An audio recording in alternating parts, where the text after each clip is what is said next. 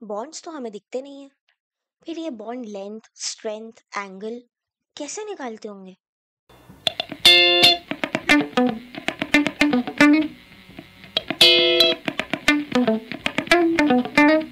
इस वीडियो में हम कवर करने वाले हैं bond parameters. So let's begin. Bond parameters क्या होते हैं?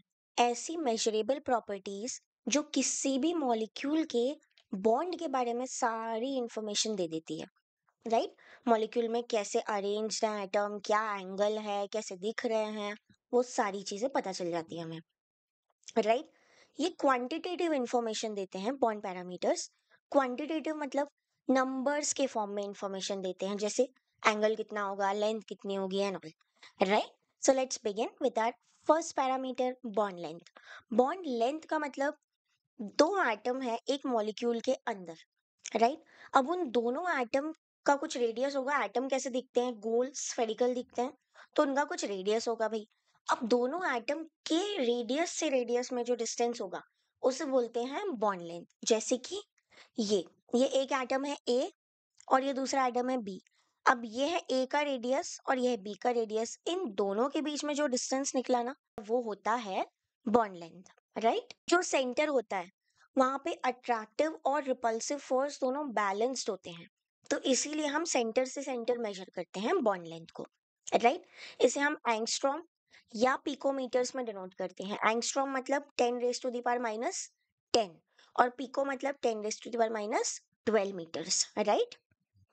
कुछ ऐसे फैक्टर्स हैं जो बॉन्ड लेंथ को बहुत अफेक्ट करते हैं, मतलब बॉन्ड लेंथ कम ज्यादा हो सकती है। राइट? तो पहला फैक्टर है हमारा साइज ऑफ एटम।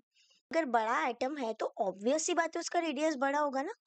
लाइक यहाँ पे ये एक एटम है, ये दूसरा एटम है। दोनों में से किसका रेडियस बड़ा दिख रहा है तुम्हें? ये सेकंड वाले का दिख रहा है। राइट?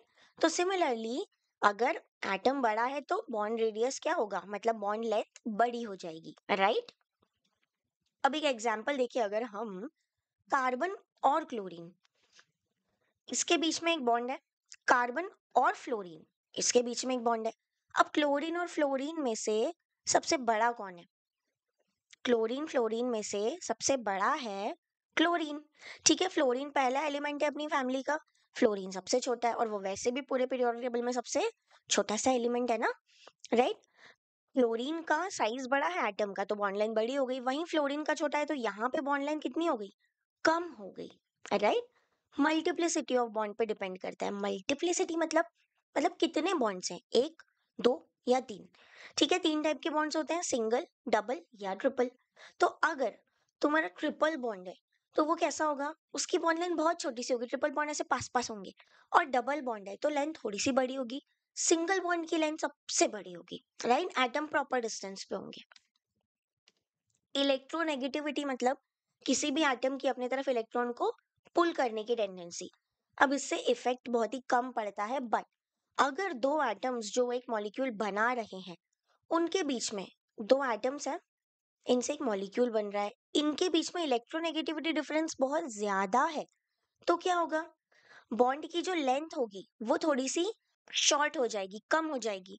क्यों? क्योंकि आयोनिक कैरेक्टर बढ़ गया, मतलब एक एटम छोटा है एक बड़ा है, इलेक्ट्रोनेगेटिव ज्यादा है छोटा वाला। राइट? तो इलेक्ट्रोनेगेटिव एलिमेंट क्या करेगा, एटम क्या करेगा, अपनी तरफ इलेक्ट्रॉन खींचेगा।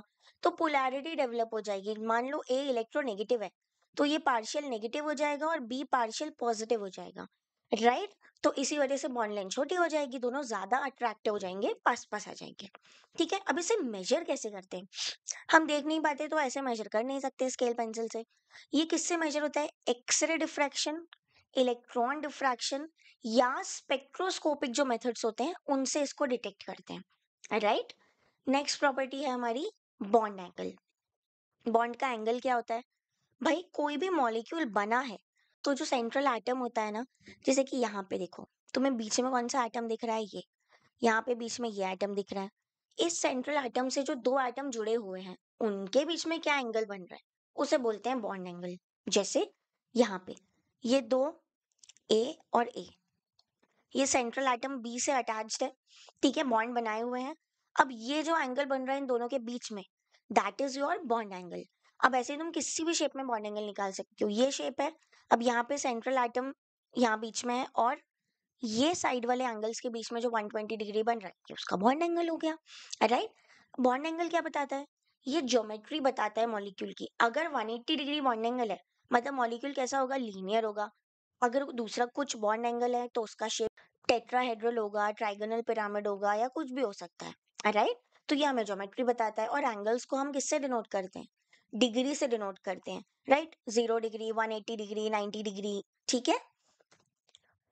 बॉन्ड एंगल को भी कुछ फैक्टर्स जो है वो अफेक्ट करते हैं, कम या ज्यादा करवाते हैं, ठीक है। सबसे पहला फैक्टर है number of lone pairs on central atom. Lone pair मतलब जो बॉन्ड बनाने में पार्टिसिपेट नहीं कर रहे हैं, राइट, लेकिन अब वो एटम के ऊपर हैं तो वो कहाँ जाएंगे? बेचारे वहीं रहेंगे।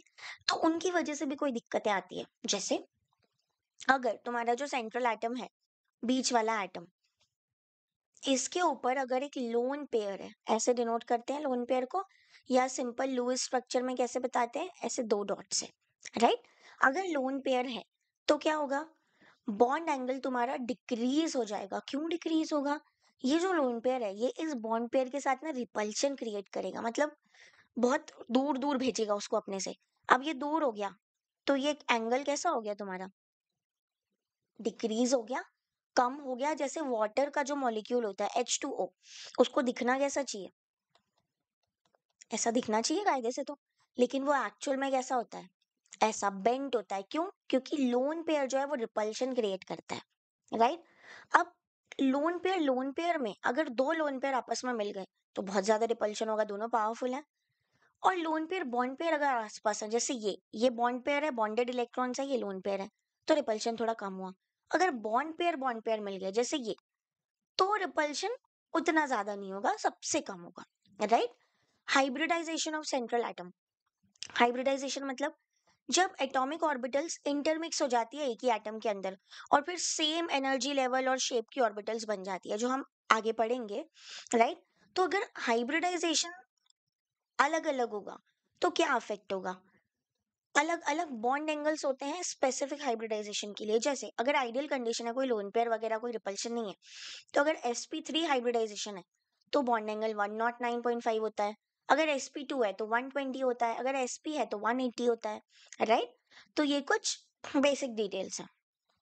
इलेक्ट्रोनेगेटिविटी, अगर सेंट्रल एटम और जो सराउंडिंग एटम्स है उनमें इलेक्ट्रोनेगेटिविटी डिफरेंस होगा तो क्या होगा? वो पोलैरिटी डेवलप हो जाएगी, जैसा हमने बॉन्ड लेंथ में देखा था।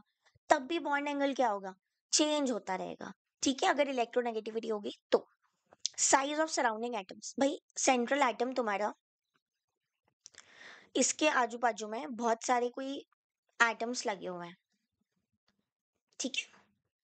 अब क्या होगा? अगर ये जो सराउंडिंग एटम्स है इनका साइज बहुत बड़ा है तो क्या होगा? आपस में इन दोनों एटम्स में रिपल्शन होगा, राइट। तो बॉन्ड एंगल उससे भी हैम्पर होता है, ठीक है। अगर जो सेंट्रल एटम्स है, एटम्स अलग अलग लगे हुए हैं बाकी के, उनका साइज बड़ा है तो वो आपस में ज्यादा उनकी पेरिफेरी पास आ जाएगी और रिपल्शन बढ़ जाएगा, तो बॉन्ड एंगल भी चेंज हो जाएगा, राइट। बॉन्ड एंथैल्पी बहुत ही इंपॉर्टेंट पैरामीटर है। एंथैल्पी मतलब एनर्जी। बॉन्ड एंथैल्पी, या इसे बोलते हैं बॉन्ड डिसोसिएशन एंथैल्पी या एनर्जी, मतलब ऐसी एनर्जी जो एक बॉन्ड को तोड़ने में लगती हो, उसे बोलते हैं बॉन्ड एंथैल्पी, राइट। और कब तोड़ते हैं किसी भी एटम को? जब वो गैसियस स्टेट में होता है, राइट। ये केमिकल बॉन्ड की स्ट्रेंथ का मेजर होती है, मतलब एक केमिकल बॉन्ड कितना स्ट्रांग है ये उसकी बॉन्ड एंथैल्पी देख के बता सकते हो। जैसे कि अगर एक एटम है उसकी बॉन्ड एंथैल्पी है 1, ऐसा नहीं होता है, ये सिर्फ एक एग्जांपल है। एक की है 2, एक की है 3, तो कौन सा बॉन्ड ज्यादा स्ट्रांग होगा? ये 3 वाला होगा। व्हाई? बिकॉज इसको तोड़ने में हमें ज्यादा एनर्जी देनी पड़ रही है, तो ये ज्यादा स्ट्रांग है, ठीक है। इसे किलो जूल पर मोल में मेजर करते हैं, ओके। अब इससे भी कुछ फैक्टर्स है जो अफेक्ट करते हैं। सबसे पहला है मल्टीप्लिसिटी ऑफ बॉन्ड, मतलब कितने बॉन्ड्स है, डबल, सिंगल या ट्रिपल, ठीक है। अगर बॉन्ड ऑर्डर ज्यादा है, मतलब नंबर ऑफ बॉन्ड ज्यादा है, तो बॉन्ड एंथैल्पी कैसी होगी? ज्यादा होगी ना, ज्यादा बॉन्ड्स तोड़ना पड़ेगा उसे। वहीं अगर डबल बॉन्ड है तो थोड़ी कम हुई, सिंगल बॉन्ड में और कम हो जाएगी, वो और इजीली टूट पाएगा, राइट। सेकेंड है साइज ऑफ एटम। अगर तुम्हारे जो एटम्स है वो क्या है? स्मॉल साइज के हैं, मतलब छोटे छोटे साइज के हैं, तो क्या होगा? वो ज्यादा स्ट्रॉन्ग बॉन्ड बनाएंगे। वाई? बिकॉज जो छोटा एटम है उसका जो न्यूक्लियस है वो बाहर तक अपनी पकड़ बना लेगा और दूसरे एटम के साथ बहुत अच्छे से बाइंड हो जाएगा, मतलब अच्छे से बॉन्ड बना लेगा। तो इनको तोड़ना डिफिकल्ट है ना, इसलिए छोटे साइज वाले एटम की बॉन्ड एंथैल्पी बहुत ज्यादा होती है। ठीक है। Electronegativity difference. इलेक्ट्रोनेगेटिविटी मतलब वही जो इलेक्ट्रॉन को अपनी तरफ खींचने की टेंडेंसी रखे। अब अगर ये डिफरेंस होगा, दो एटम्स हैं उनके बीच में इलेक्ट्रोनेगेटिविटी डिफरेंस बहुत ज्यादा है, मतलब एक इलेक्ट्रोनेगेटिव है और एक बेचारा बहुत ही इलेक्ट्रो पॉजिटिव है, तो क्या होगा, पोलैरिटी बढ़ जाएगी। पोलैरिटी मतलब प्लस और माइनस चार्ज ऐसे शिफ्ट हो जाएंगे ना, इलेक्ट्रोनेगेटिव अपनी तरफ खींच लेगा तो माइनस हो जाएगा और सामने वाला प्लस हो जाएगा। अब जैसे ही पोलैरिटी बढ़ती है तो क्या होता है, अट्रैक्शन ज्यादा होता है, because unlike charges attract each other. तो अब यहाँ भी बॉन्ड डिसोसिएशन एंथैल्पी क्या हो जाएगी, बहुत बढ़ जाएगी, क्योंकि बॉन्ड को तोड़ने में अब दिक्कत आएगी। राइट। बॉन्ड लेंथ, अगर बॉन्ड लेंथ छोटी होगी तो क्या होगा, बॉन्ड जनरली स्ट्रांग होगा। भाई अगर मैं तुम्हें इतना सा एक वुडन पीस दूं, उसे तोड़ने के लिए बोलूं, तो वो ज्यादा डिफिकल्ट होगा। वहीं अगर बहुत बड़ा एक दे दें वुडन पीस, तो उससे तोड़ना इजी हो जाएगा। ठीक है, तो वैसे ही सिमिलरली बॉन्ड लेंथ अगर छोटी है तो ज्यादा स्ट्रांग है, अगर बॉन्ड लेंथ बड़ी है तो वीक है। ठीक है। बॉन्ड ऑर्डर, अभी इतनी देर से हम जो बॉन्ड ऑर्डर देख रहे हैं ना, वो ये है। बॉन्ड ऑर्डर मतलब दो एटम्स के बीच में कितने बॉन्ड्स बने हुए हैं। तीन बॉन्ड होते हैं, सिंगल, डबल, ट्रिपल। ठीक है। और इसका मतलब क्या होता है, सिंपल मतलब है कि कितने कितने इलेक्ट्रॉन शेयर हुए हैं हर एटम से, जैसे कि ए और बी, इनने अगर सिंगल बॉन्ड बनाया है, मतलब दोनों के बीच में कितने कितने एटम का शेयरिंग हुआ है, ए की तरफ से एक, बी की तरफ से दो। अब इन्हें डबल बॉन्ड बना लिया भाई, तो कितने शेयर हुए, ए की तरफ से दो, बी की तरफ से तीन। ट्रिपल बना लिया तो ए की तरफ से तीन, बी की तरफ से तीन। ठीक है, तो ये बताता है bond order. Right. Iso electronic molecules जो होते हैं या आयन्स, आइसो इलेक्ट्रॉनिक मतलब ऐसे एटम्स या आयन जिनमें इलेक्ट्रॉन्स का नंबर बिल्कुल सेम होता है। ठीक है, जैसे कि फ्लोरीन F2 मॉलिक्यूल और एक ये O22 नेगेटिव मॉलिक्यूल। अब इसमें क्या होगा, नंबर ऑफ इलेक्ट्रॉन्स बिल्कुल सेम है, तो इनका बॉन्ड ऑर्डर क्या हो गया, वन, मतलब ये सिंगल सिंगल बॉन्ड बना रहे। वहीं N2 CO NO प्लस, इनका बॉन्ड ऑर्डर थ्री है, ये ट्रिपल ट्रिपल बॉन्ड बना रहे हैं क्योंकि इनमें इलेक्ट्रॉन्स सेम है। राइट। बॉन्ड लेंथ, अगर बॉन्ड ऑर्डर ज्यादा है इसका मतलब बॉन्ड लेंथ कम है। बॉन्ड ऑर्डर ज्यादा मतलब ट्रिपल बॉन्ड होना, तो ट्रिपल बॉन्ड तो छोटे छोटे से पास पास में होंगे ना, तीन बॉन्ड, तो इसलिए बॉन्ड लेंथ छोटी होती है, बॉन्ड ऑर्डर ज्यादा, बॉन्ड लेंथ कम। राइट। बॉन्ड एंथैल्पी, बॉन्ड को तोड़ने की जो एनर्जी है उसका क्या होगा, अगर तुम्हारा बॉन्ड ऑर्डर ज्यादा है, मतलब ट्रिपल बॉन्ड बहुत स्ट्रॉन्ग बॉन्ड है, तो उसको तोड़ने में ज्यादा एनर्जी लगेगी ना, मतलब ये डायरेक्टली प्रोपोर्शनल है। बॉन्ड ऑर्डर ज्यादा, बॉन्ड एंथैल्पी भी ज्यादा। ठीक है, क्योंकि स्ट्रॉन्ग बॉन्ड होगा। राइट। रेजोनेंस स्ट्रक्चर बहुत इंपॉर्टेंट। ठीक है, बहुत ही ज्यादा इंपॉर्टेंट। अब लुइस ने कुछ स्ट्रक्चर्स बताए थे कि हम ऐसे करके मॉलिक्यूल्स को लिख सकते हैं, डॉट्स लगा के इलेक्ट्रॉन के फॉर्म में, जो हमने एक वीडियो में अभी पढ़ा है। राइट। बहुत सारे मॉलिक्यूल्स हैं जिन्हें आप सिंगल स्ट्रक्चर से रिप्रेजेंट नहीं कर सकते, है ना, मतलब इलेक्ट्रॉन उनमें इधर उधर शिफ्ट हो रहे हैं, तो क्या करोगे, अब प्रॉब्लम आ जाएगी कि कौन से स्ट्रक्चर को हम सही माने। भाई सारे स्ट्रक्चर ही सही है, पर अगर एक स्ट्रक्चर को उठा लेंगे तो वो पूरी तरह से सही नहीं है। उसको दिखाने के लिए हम कॉन्सेप्ट ऑफ रेजोनेंस लेके आए। ठीक है, मतलब आप सारे स्ट्रक्चर्स को बना लो, फिर एक रेजोनेंस हाइब्रिड बनाओ। रेजोनेंस हाइब्रिड मतलब सारे स्ट्रक्चर का मिक्सचर, जिसको बोलते हैं हम कैनोनिकल स्ट्रक्चर या कैनोनिकल फॉर्म। ठीक है। अब ये एग्जांपल देखो, ओजोन का जो मॉलिक्यूल है O3, इसमें तुम्हें यहाँ पे डबल बॉन्ड दिख रहा है, इन दो O के बीच में सिंगल बॉन्ड है। क्या ये स्ट्रक्चर अकेला अगर मैं देखूं तो सही है, नहीं है। अब यहीं पे ये डबल बॉन्ड जो है वो यहाँ शिफ्ट हो गया, और इसके जो इलेक्ट्रॉन्स है नेगेटिव चार्ज, वो यहाँ शिफ्ट हो गया, तो क्या हुआ, डबल बॉन्ड इधर आ गया। देखो ये स्ट्रक्चर अकेला देखो तो सही है, नहीं। क्या सही है, इनकी हाइब्रिड सही है। अब ये जो डैश लाइन दिख रही है ना, इसका मतलब है कि बॉन्ड रीलोकेट होता जा रहा है, मतलब कभी इधर है कभी उधर है। ठीक है, इसको बोलते हैं रेजोनेंस हाइब्रिड। राइट। और ये जो दो बने हुए हैं ये है रेजोनेंस स्ट्रक्चर। राइट। इनमें से कोई भी स्ट्रक्चर पूरी तरह से मॉलिक्यूल को डिस्क्राइब नहीं करता है। राइट। और एक्चुअल स्ट्रक्चर जो है वो रेजोनेंस हाइब्रिड को ही माना जाता है रियल सही स्ट्रक्चर। इसकी कुछ कैरेक्टरिस्टिक्स हैं। रेजोनेंस हाइब्रिड जो होती है वो ज्यादा स्टेबल होती है किसी भी एक सिंगल स्ट्रक्चर से। क्यों? क्योंकि उसमें तुम्हें प्रॉपर पता चल रहा है कि इलेक्ट्रॉन्स रीलोकेट हो रहे हैं, अब इलेक्ट्रॉन इधर-उधर घूम रहे हैं, मतलब स्टेबिलिटी ज़्यादा आ गई, एनर्जी नहीं बढ़ रही है मॉलिक्यूल की, ठीक है? वो स्टेबल है, राइट?